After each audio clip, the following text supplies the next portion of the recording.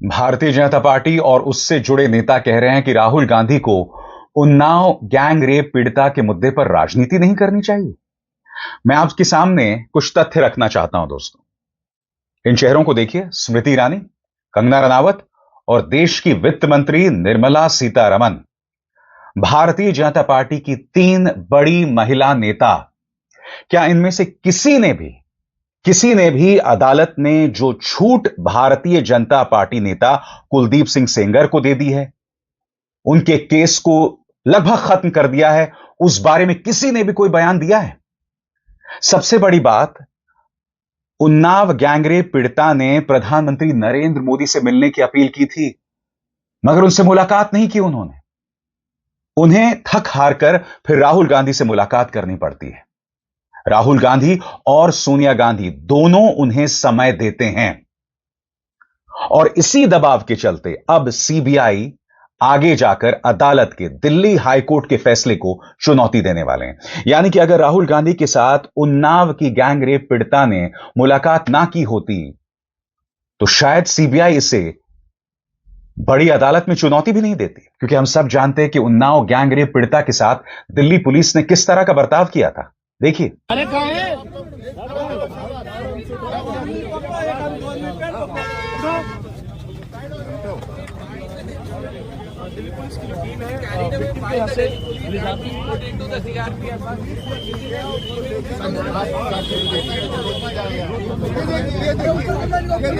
नाम है आपका? क्या नाम है आपका? क्या नाम है आपका? और अब राहुल गांधी को नसीहत दी जा रही है कि आप इस मुद्दे पर राजनीति ना करें।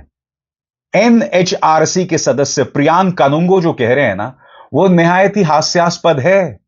अरे साहब, पहले अपने गिरेबान में झांकिए।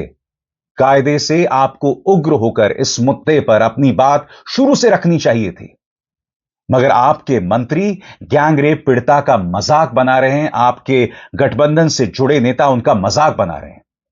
उत्तर प्रदेश के एक नेता ने तो कुलदीप सिंह सेंगर का खुल के समर्थन किया है, और जहां तक ओम प्रकाश राजभर का बयान है, हम सब ने उस बयान को देखा।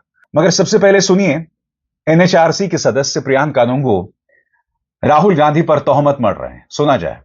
देखिए, किसी भी मामले को पॉलिटिकलाइज करने के लिए तो आप कुछ भी कर सकते हैं। कल जो लीडर ऑफ अपोजिशन ने किया, वो जबरदस्ती किसी विक्टिम के आंसुओं के ऊपर आप राजनीति की रोटियां सेकना चाहते हैं, ये गलत है। राजनेताओं को अपने इस रवैये से बाज आना चाहिए। इस प्रकार से विक्टिम्स का इस्तेमाल करके खुद की पॉलिटिक्स नहीं चमकानी चाहिए। रही बात इस पर्टिकुलर मामले की, तो अगर हाई कोर्ट ने किसी सजा याफ्ता मुजरिम को जमानत दी है और एजेंसी उस जमानत को चैलेंज करने के लिए हायर कोर्ट में चली गई है, तो ये एक वेलकम मूव है। इसका सभी को स्वागत करना चाहिए। मुझे उम्मीद है कि पीड़ित बिटिया के साथ न्याय जिस प्रकार पहले हुआ है, उसी प्रकार वो न्याय की मिसाल कायम रहेगी।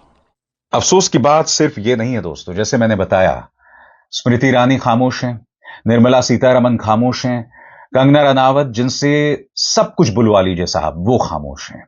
इनमें से किसी के मन में थोड़ी सी भी ममता, थोड़ी सी भी इंसानियत नहीं है। मैं समझना चाहता हूं क्यों।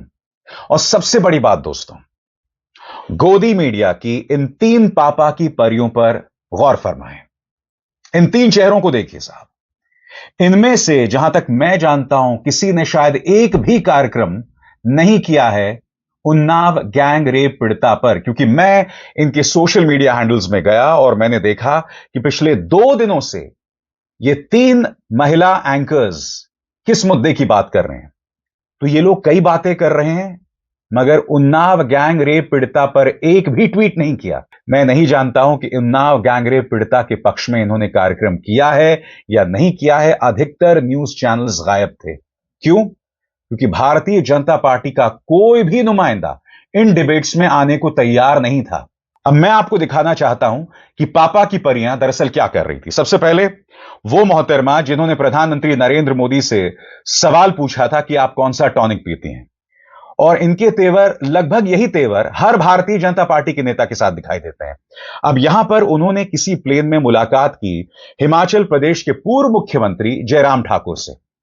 जयराम ठाकुर अनुराग ठाकुर के पिता, और इनके बारे में यह मोहतरमा क्या कह रही हैं, भाव वही है टॉनिक वाला, यानी कि उन्नाव गैंगरेप पीड़िता पर कुछ नहीं कहेंगी, मगर भारतीय जनता पार्टी के नेताओं से सवाल जरूर करेंगी कि आप कौन सा टॉनिक पीते हैं। गौर फरमाएं साहब। यह है हिमाचल के पूर्व मुख्यमंत्री जयराम ठाकुर। खूब से नेताओं को हवाई सफर के दौरान देखा है। छोटा सा नेता भी भारी भरकम तामझाम के साथ दिख ही जाता है, लेकिन अच्छा लगा देखकर कि ठाकुर साहब आम आदमी की तरह लाइन में लगकर जहाज तक पहुंचे। मुझे लगा बिजनेस क्लास में होंगे, लेकिन सीट भी इकोनॉमी क्लास, और जिस सीट पर बैठे हैं वो भी किसी सज्जन ने उन्हें देखकर उनके लिए बहुत जिद कर कर छोड़ी। सरलता आजकल कम देखने को मिलती है। मोहतरमा, आजकल पत्रकारिता तो देखने को मिलती ही नहीं है, क्योंकि पत्रकार नेताओं को टॉनिक पिलाते रहते हैं, अंड बंड सवाल पूछते रहते हैं। पत्रकारिता तो दूर दूर तक नहीं करते हैं वो लोग। आगे देखिए साहब, उन्नाव गैंगरेप पीड़िता पर किस तरह से सवाल कर रही है मोहतरमा। ये देखिए, क्रिसमस की बात जरूर कर रही हैं, मगर मैं दावे के साथ कह सकता हूं, इन्होंने क्रिसमस के अंदर बजरंग दल के कार्यकर्ताओं ने जो अराजकता मचाई, उस पर प्रधानमंत्री नरेंद्र मोदी या देश के गृह मंत्री अमित शाह से एक भी सवाल नहीं पूछा होगा, एक भी सवाल नहीं पूछा होगा। बात करते हैं दूसरी पापा की परी की। जी हां, यहां मैं इनके सोशल मीडिया हैंडल में गया और ये क्या क्या कर रही हैं इस पर गौर फरमाएं। ये देखिए, चित्रा त्रिपाठी के साथ देखिए महादंगल डबल इंजन का दम या पीडीए बम बम, यानी कि डबल इंजन में हमेशा दम रहेगा, और पीडीए यानी विपक्ष जो है, पिछड़ा दलित अल्पसंख्यक अलायंस, वो बम बम रहेगा, वो नीचे ही जाएगा। उनको उड़ा दो धमाके से, मगर हां, सत्ता पक्ष को सिर में बिठाकर रखो। ये और क्या कह रही हैं, गौर फरमाएं। क्रिसमस के मौके पर प्रधानमंत्री मोदी ने शेयर किया वीडियो। क्या प्रधानमंत्री नरेंद्र मोदी से तुमने सवाल किया कि वो गिरजाघर गए, मगर बजरंग दल जिसने अराजकता मचाकर रखी हुई है तमाम जगहों पर, प्रधानमंत्री ने उस पर एक शब्द नहीं कहा? क्या तुमने सवाल पूछे कि प्रधानमंत्री नरेंद्र मोदी, आप आखिर उन्नाव गैंग रेप पीड़िता से मुलाकात क्यों नहीं कर रहे हैं? क्या आपने सवाल पूछा देश के गृह मंत्री से कि क्या वजह है कि बजरंग दल से लेकर उन्नाव गैंग रेप पीड़िता पर आप खामोश हैं? क्या वजह है कि ओम प्रकाश राजभर ये वाहियात बयान देते हैं और आप खामोश रहते हैं? सुनिए क्या कहा था ओम प्रकाश राजभर ने। लेकिन पुलिस उनके पीड़िता और उनके साथ वालों को उठा ले गई इंडिया गेट से, वो धरना दे रहा था दिल्ली में। घर तो उनका उन्नाव है, घर तो उनका उन्नाव है दिल्ली से। यहां पर हंस ओम प्रकाश राजभर रहे हैं, मगर गूंज इस हंसी की, इस ठहाके की इन्हीं न्यूज चैनल्स के दफ्तरों में सुनाई पड़ रही है। इनकी चिंता किसी भी सूरत में उन्नाव की गैंगरेप पीड़िता नहीं है दोस्तों। इनकी चिंता क्या है मैं आपको बताता हूं। इन्होंने 3 तस्वीरें पेश की हैं और यहां पर राष्ट्रीय स्वयंसेवक संघ की सेवा में लग गई हैं। क्या कह रही हैं? आरएसएस अहम से वयम की यात्रा सिर्फ एक किताब नहीं, बल्कि संघ की विचारधारा, साधना और सामाजिक समर्पण का प्रामाणिक दस्तावेज है। यह पुस्तक आरएसएस की 100 वर्ष की यात्रा को केवल घटनाओं के क्रम में नहीं बांधती, बल्कि उस विचार चेतना को सामने लाती है जिसने व्यक्ति को मैं से निकालकर हम की भावना से जोड़ा, और लंबी चौड़ी तारीफ उस किताब को लेकर की गई है। आप देख सकते हैं दोस्तों, इतना लंबा ट्वीट है, मगर उन्नाव गैंगरेप पीड़िता के बारे में एक शब्द नहीं। ना बजरंग दल की अराजकता पर कोई कार्यक्रम, और उन्नाव गैंगरेप पीड़िता को ये लोग सब भूल गए। आगे यहां पर इन्होंने 4 तस्वीरों का इस्तेमाल किया है और उत्तर प्रदेश पुलिस और साइबर पुलिस को चिन्हित किया है। ये बता रही हैं कि ये व्यक्ति आर्टिफिशियल इंटेलिजेंस के जरिए जो है वो उन्हें बदनाम करने की कोशिश कर रहा है। कह रही हैं कि एआई के दुरुपयोग और धोखाधड़ी का यह दूसरा मामला हाल में मेरे संज्ञान में आया है, जिसमें एक व्यक्ति अपने आप को बड़ी पोजीशन पर बताकर मेरा रिश्तेदार होने का दावा करके लड़कियों को शादी का झांसा दे रहा है। यानी कि कहीं ना कहीं आपके मन में चिंता है लड़कियों की सुरक्षा को लेकर। तो यह बताइए मोहतरमा, उन्नाव के बारे में एक ट्वीट तक नहीं, एक शब्द तक नहीं, कार्यक्रम तो बहुत दूर की बात है। क्या वजह है? क्या बीजेपी ने मना कर दिया या आरएसएस ने मना कर दिया? क्योंकि बीजेपी और आरएसएस की आप क्या सेवा कर रही हैं वो तो दिखाई दे रहा है। उन दोनों भाजपा का आप क्या समर्थन करती हैं प्राइम टाइम में, यह सबको दिखाई देता है। और यहां पर आपको चिंता एआई की है। हालांकि इसके जरिए आप महिला सुरक्षा की बात कर रही हैं कि एक व्यक्ति जो है वो महिलाओं को बेवकूफ बना रहा है, शादी को लेकर झांसे दे रहा है। और कुलदीप सिंह सेंगर, उसके बारे में आपका क्या कहना है? और आगे बढ़ने से पहले एक जरूरी संदेश, मेरे कार्यक्रमों के लिए आप नोटिफिकेशन का इंतजार मत कीजिए। मेरे चैनल में जाइए और खुद जाकर कार्यक्रम देखिए और रहिए अपडेटेड। अब बात करते हैं तीसरी पापा की परी की। इत्तेफाकन ये वही महिला एंकर है, याद कीजिएगा दोस्तों, देश के स्वाधीनता दिवस की पूर्व संध्या पर यह कार्यक्रम करती हैं कि इतने मुसलमान भारत से पाकिस्तान चले गए, इतने रह गए। यानी कि स्वाधीनता दिवस की पूर्व संध्या पर भी इस तरह के जहरीले कार्यक्रम। नतीजा, लखनऊ की एक अदालत ने इनके खिलाफ मुकदमा दर्ज करने का आदेश दिया था। इन्होंने स्वर्गीय धर्मेंद्र के बारे में भी एक फेक न्यूज चलाई थी। क्या इन्होंने उन्नाव गैंगरेप पीड़िता के बारे में एक भी शब्द कहा? हां, कंगन को आरसी किया। ये देखिए साहब, किस तरह के कार्यक्रम हो रहे हैं। हिंदू लाइव्स मैटर की चीखें आज सोने नहीं देंगी। बांग्लादेश हिंदुओं पर हुए अत्याचार पर भारतीयों का खून नहीं खौलता। क्या परिभाषा बदलकर अरावली को अराबली दी जाए? यानी कि हिंदुओं को भड़काना, हिंदू लाइव्स मैटर की बात करना और यह कहना कि आज रात आपको नींद नहीं आएगी।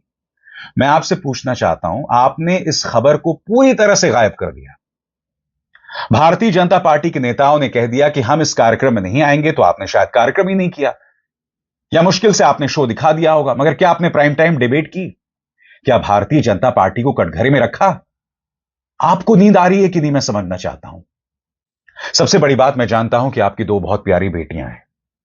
जब आप उनकी तरफ देखते हैं तो क्या आपको नहीं लगता कि महिला मुद्दों पर आपको खुलकर और हिम्मत दिखाकर, बगैर इस बात को डरे कि आपको सिर्फ भाजपा की सेवा नहीं करनी है, पत्रकारिता की सेवा करनी है, देश की सेवा करनी है?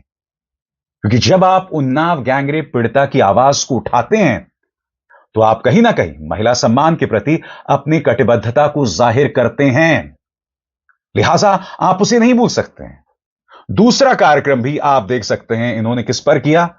बांग्लादेश पर। यानी कि हिंदुओं को भड़काओ, उन्हें डराओ, मगर अपने देश में जो बजरंग दल कर रहा है उस पर खामोश रहो। अपने देश में उन्नाव की एक लड़की के साथ जो हो रहा है उस पर खामोश रहो। क्योंकि आप और हम सब जानते हैं दोस्तों कि किस तरह से उस मासूम के पिता को एक पुलिस स्टेशन में मार दिया गया।